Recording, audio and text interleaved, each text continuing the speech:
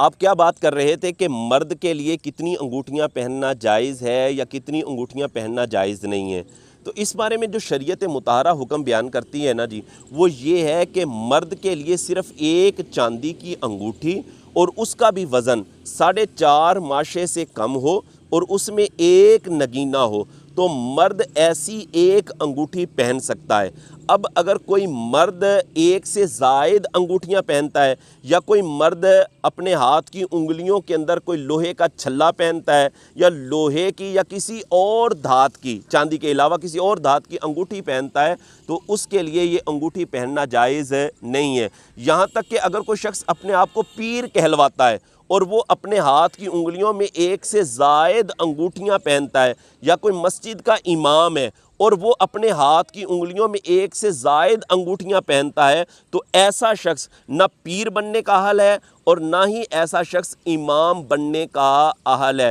کیونکہ ایک سے زائد انگوٹھیاں پہننے والا شخص فاسق معلن ہوتا ہے، اور جب وہ فاسق معلن ہے تو وہ پیر بننے کا اہل نہیں ہے، اور جب وہ فاسق معلن ہے تو وہ امام بننے کا بھی اہل نہیں ہے۔ اس بارے میں اگر دلیل کو دیکھا جائے تو یہ میرے ہاتھ کے اندر آپ دیکھ رہے ہیں سنن ترمذی شریف، اس میں حدیث نمبر 1888 ہے۔ اس میں نبی کریم علیہ الصلوۃ والسلام نے واضح طور پر اس چیز کو بیان کیا ہے کہ مرد کے لیے صرف ایک چاندی کی انگوٹھی اور اس کا بھی وزن 4.5 ماشے سے کم ہو، حضور علیہ الصلوۃ والسلام نے صرف وہ انگوٹھی پہننے کی اجازت دی ہے۔ اب اگر کوئی مرد اس کی مخالفت کرے گا تو وہ فاسق معلن ہو جائے گا۔ اسی طرح ایک اور حوالہ، یہ میرے ہاتھ کے اندر آپ فقہ کی معرکۃ الآراء کتاب ہے، مجمع الانہر، اس کے صفحہ نمبر 196، جلد نمبر اس کی 4 ہے، کتاب الکراہیت ہے، اس میں بھی اسی چیز کو بیان کیا گیا ہے